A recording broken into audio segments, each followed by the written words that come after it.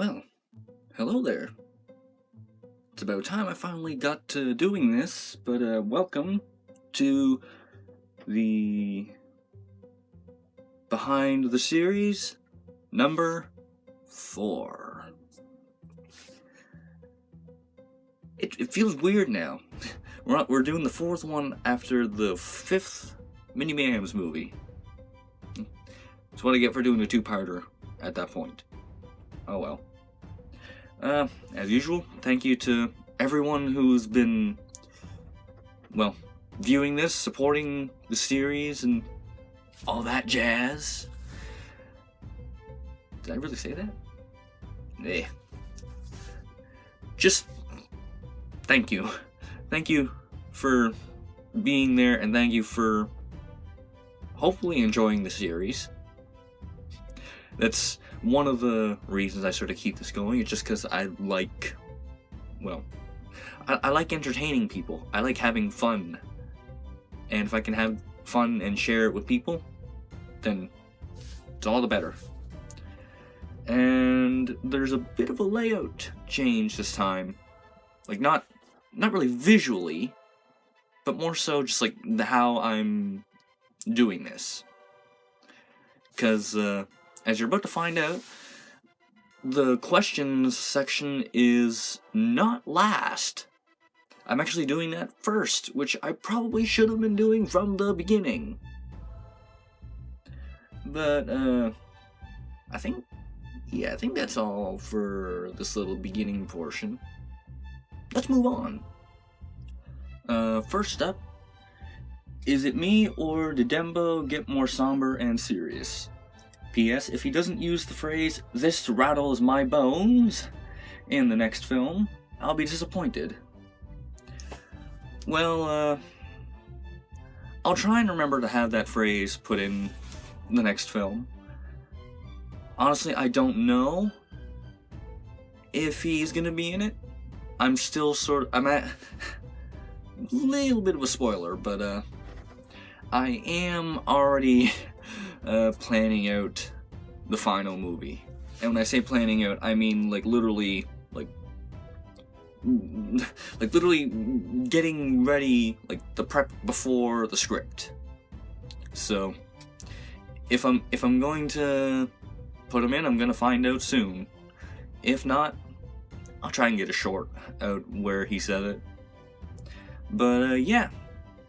In short, Dembo, I have no doubt, by definition, is a lot more somber and whatever, just because, well, he's one of the recreated fan crew members. The fan crew isn't a direct clone. They're not exactly the same as the ones that the fan creators have built. They are imperfect copies. They're meant to be as close to the original as possible, but from the series perspective that I tried to put in is that they're not exactly the same for the pure purpose of, in my opinion, I don't really think it's possible to 100% replicate someone else's work.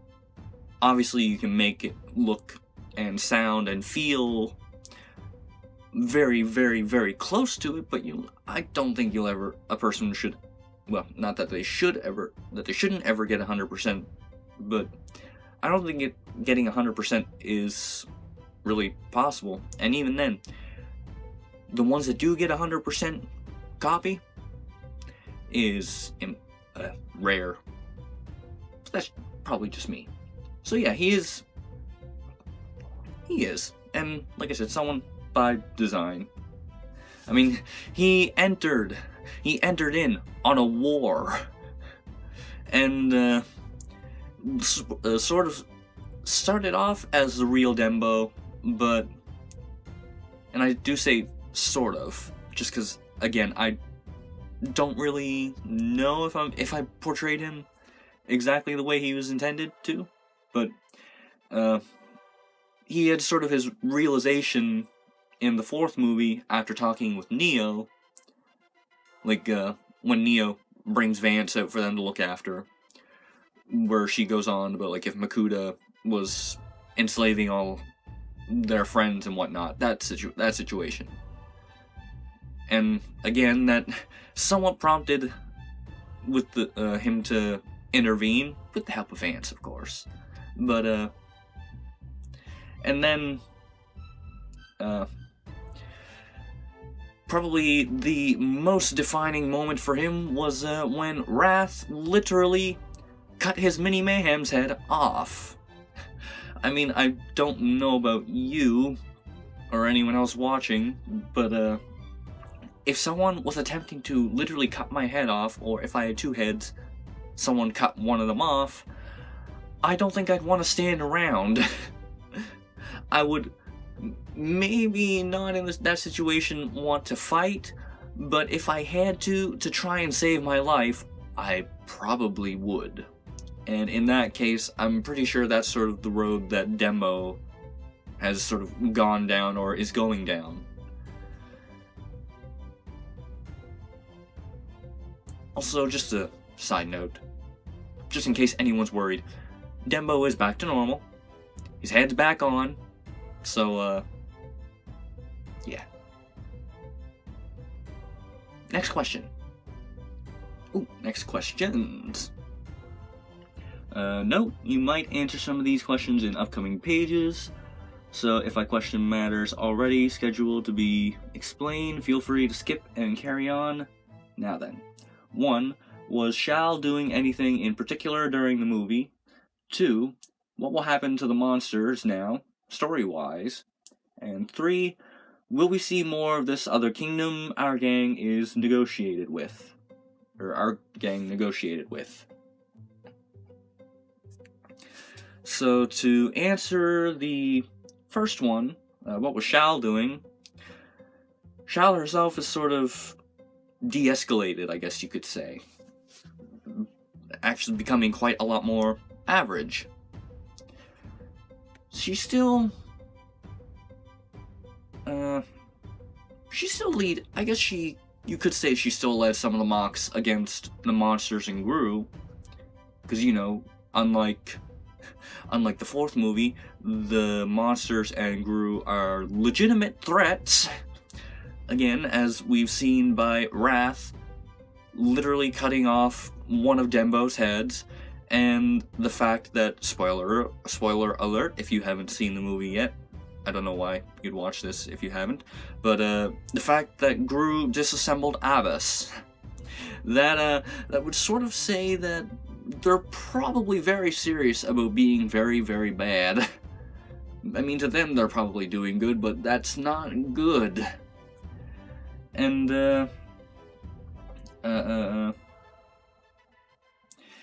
the main thing I sort of want to do with this movie is the focus shifting from the characters, like the old characters, and bringing it all the way to the Kid Crew.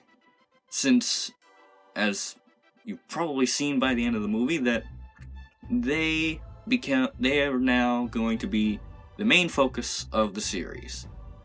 Like, if you remember from the beginning of the series, we had the mini crew, then it shifted to the G crew, and we had like little interludes with them earlier, and then the big reveal, and then the return of the mini crew in the third movie, and then all the spur characters and fan crew from the fourth movie, which led to all of them being somewhat the focus of the previous page series. Some unfortunately had more focus than others, but I'll get to that later on. And then now we had the shift from all of those characters to the new generation, which I will reveal the new crew name for the Kid Crew later on in the video. But yeah, if I wasn't shifting the focus so much to the Kid Crew, I probably would have had Shao in there. But because the Kid Crew had become the new focus, or were becoming the new focus, I wanted to get more of them in there rather than a lot more of the previous characters. So, I can say this, we will see Shao in the final movie. We'll probably see a lot more characters in the final movie. But, that's something for another day. That's something for the last behind the series, where I get to go over that. Next question, what will happen to the monsters? So, can't really give that away. However, they, just know that they do still despise their old master. You know, despite his death. And, will we see more of the other kingdom? As far as the other kingdoms, actually there probably is multiple kingdoms, depending on how you look at it. But, aside from anything Alibus related, no, I highly doubt it. It's not at all in my plans right now, but I mean, plans change, so you never know.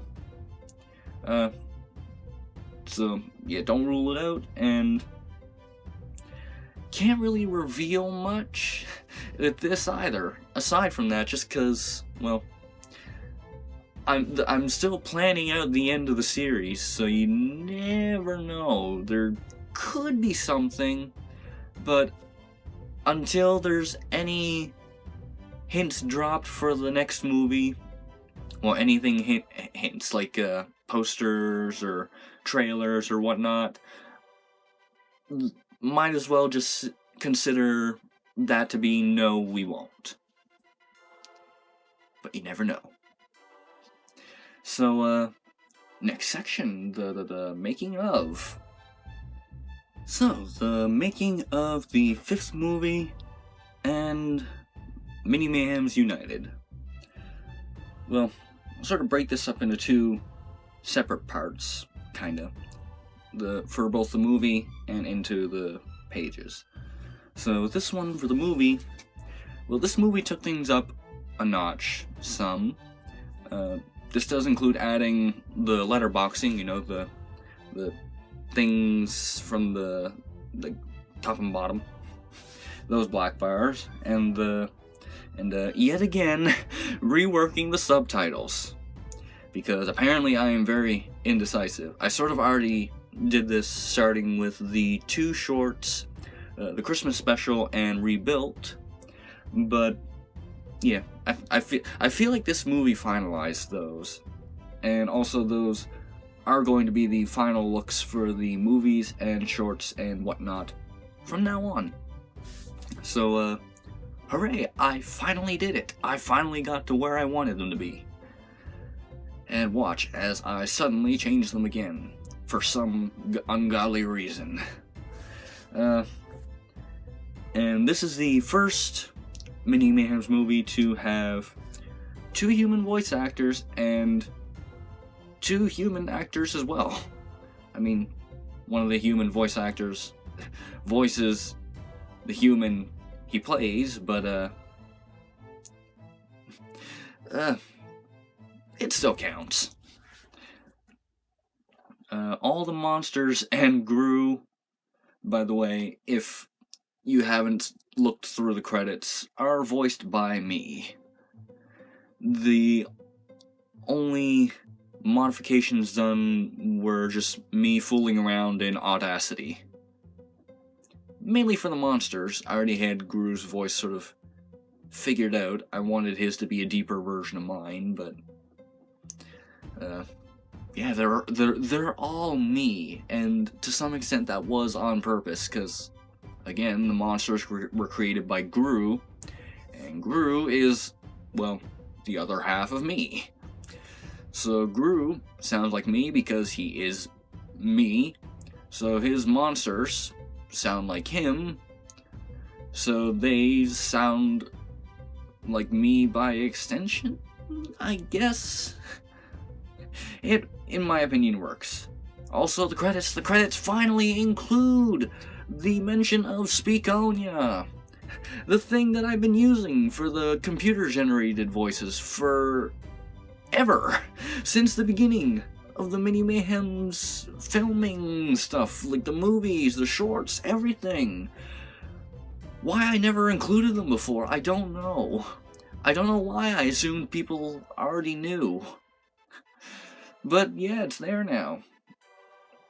And, oh yeah, and to reference Udron's comment about background noise, one, I'm not entirely certain if you mean the addition of more music in the background, or if you literally mean, like, actual background noise, like, say, stuff just happening in the background, like, for example, on the off chance people heard it, like, when we were out in the shed with the, referencing the scene again where Dembo's head got cut off, where you may have possibly heard a chainsaw going. Like, stuff like that, or in the case of possible phone calls in the background, or people talking in the background. I want to lower that. Like, I always try and lower it, just because I understand that it's not something you really want to hear. Like, you want to hear the characters, you want to hear the music. Maybe. But, you don't really want to hear all the background stuff, so I always try and lower that as much as I can, but because of how I edit the audio for adding the music, it doesn't always go down as much, unfortunately. But, I mean, I always try and remove it where I can, or at the very least lower it, just because I don't like complete silence in the background, because there's always something making noise in the background, and I don't see any reason to take it out completely. I know, obviously, the little scuffs and whatnot from me moving the characters around probably isn't that fun to hear either, but yeah, I try and do what I can with it, while still trying to keep some stuff in there, so that it's not complete silence in between characters talking. And if you do happen to mean music, well, I'm sorry, but I'm gonna try and do even more next time. Just cause, I don't know, I think the music added something to the movie. Like, the addition of even more music in the background. I tried to have it so that it wasn't overdoing it a whole lot in some places, or being louder than the characters. A little something I have to work on, but I think the music was definitely better in this movie. And filming did take a while because of personal things, unfortunately. Because me being me, stupidly deciding to do 5 art challenges in 1 year, 2 of them at the same time, one of them being literally last minute. So, yeah, that's my stupidity for that. Oh, and summer work. Always fun working in the summer. But, I mean, that's more so stuff like audio work. Not a big issue, I don't think. I got the movie out. And, now on to the page work. Oh boy. The pages. The pages. Not a whole lot changed aside from the format. Because, well, we have the speech bubbles that now went, well, the speech bubbles mainly got their big change in, Generation G, but their only change in, United was, they just got a bit of an outline. But, yeah, that's about it. Pages did suffer, like, filming, unfortunately. Because, again, my poor planning of art challenges and other things. And, originally the series, depending on if you've seen any of my replies on DeviantArt,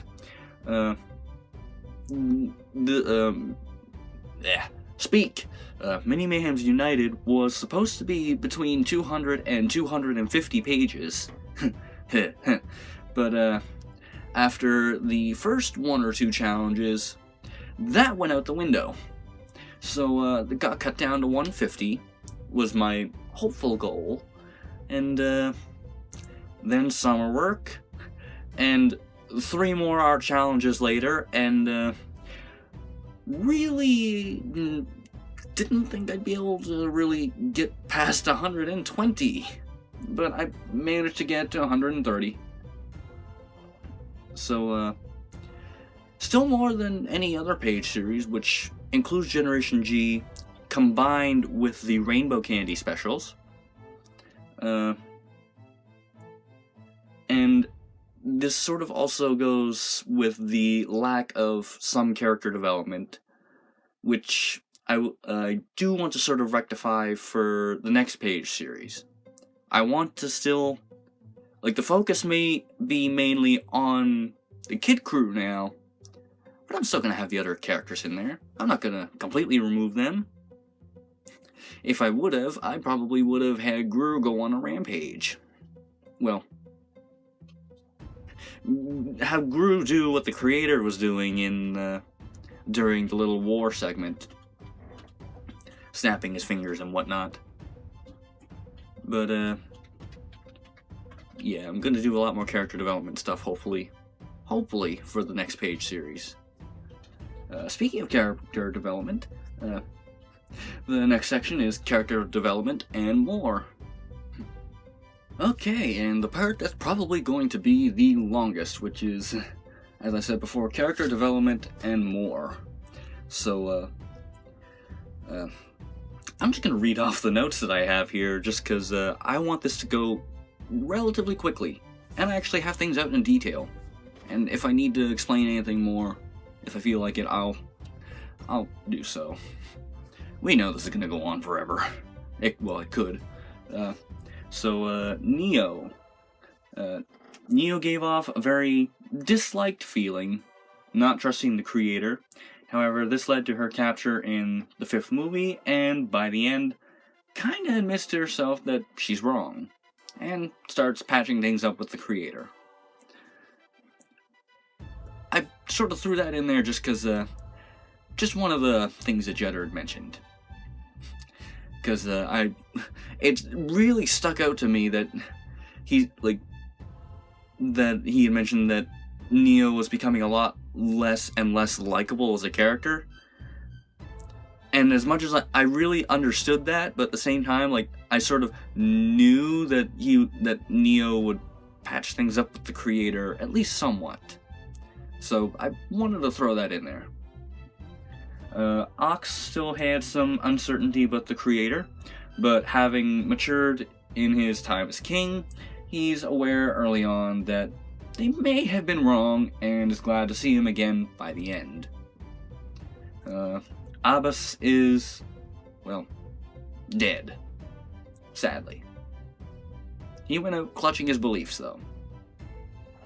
The Kid Crew had this admiration and trust in the creator, despite only Vance having met him. Most don't know if it's all that true, but they feel that they need to at least try. I don't see any problem with that. I mean, I don't know, Vance has that sort of, I feel like he's a good judge of character. Or at the very least, he can sense things or know things. Maybe at least better than some people, or monks, whatever. Speaking of Vance, Vance went on a roller coaster of emotions, which eventually led him to becoming the leader of his crew, and being known as the reason everyone was saved. Well, that last little bit, I guess, does tie in with the rest of the Kid Crew, but it was mainly Vance's idea. Voice crack. But yeah, roller coaster of emotions for Vance. Ooh. That's got hurt.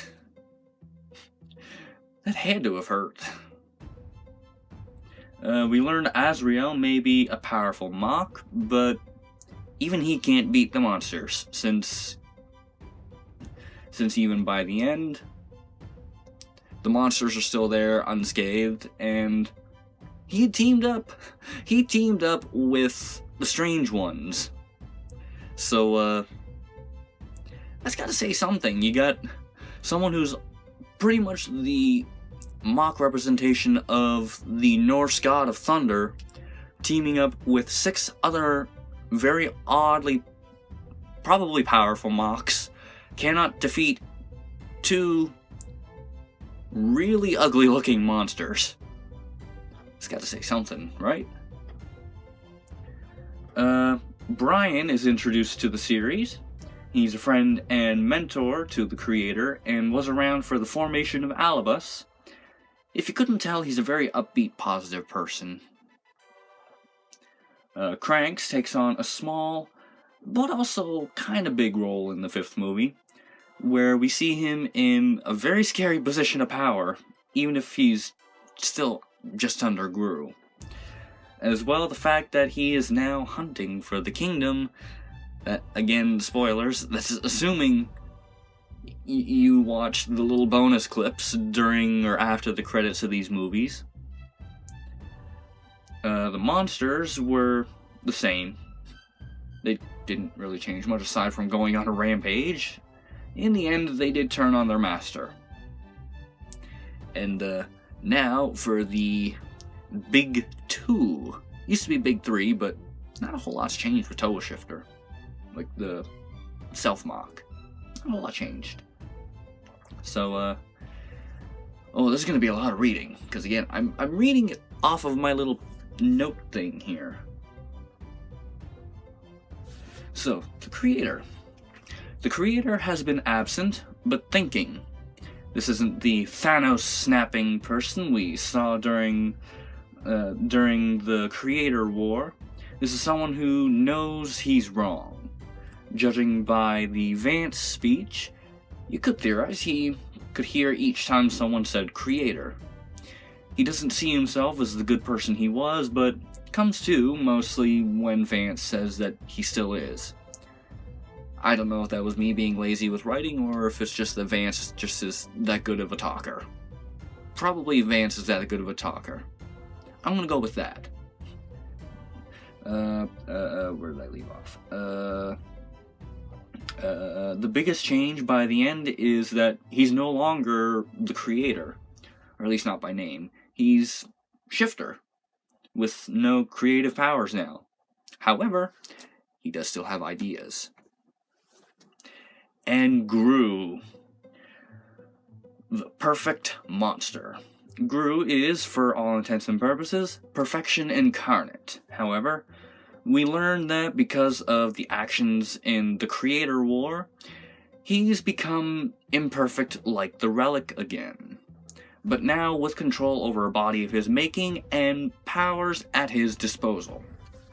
Perfection has been working in the shadows since the Kingdom's formation, as that's roughly the time the Relic was made. He was responsible for Shao, Ara, Hybe, Karna's death, the Makuta War, the Mini-Crew incident, the Shao incident, the Creator War, and Abbas's death.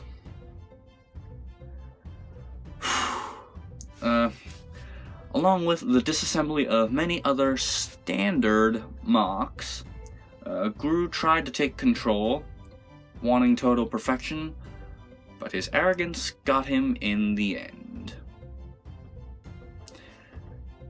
Again, just referencing the little things. But, yeah. That's all of the character development stuff. Again, I could have just used my notes as a basic thing and talked for an hour, but I don't feel like talking for an hour. I've probably been going for a while as it is. So, yeah, like I said, we're a section short now, so on to the closing statements. Well, time for closing.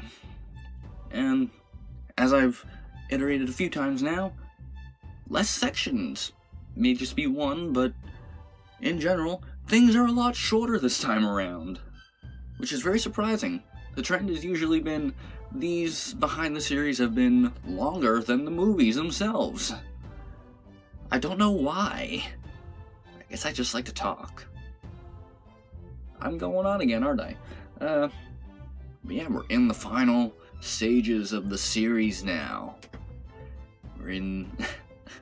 to reference Avengers yet again, we are in the end game. That's bad. But yeah, the 6th movie will be the finale, and just like all the other behind the series, the movie title is... No, I'm not telling you the movie title now. I'm actually I'm saving that as a surprise for the first... Oh... The movie title is going to be a surprise. You're gonna find that out what the title is for the final movie in probably the first poster. Probably. If I can figure out a way that I can not have it in there, I probably will. Just to be a bit more of an inconvenience. But, oh yeah, and, on the off chance I somehow missed it, let's see, the little Matoran mock that you see back there, that I'm hopefully pointing at. If I'm not, you can probably tell which one I mean. Somewhere's on that shelf there, the Matoran mock that first encountered Gru is still shocked by Gru. I haven't moved him since. Makuta is still dead, and the old ones still have secrets to tell. What could that mean? Things are gonna get interesting as we come to a close. So, speaking of coming to a close, thanks for watching. Shifter, out.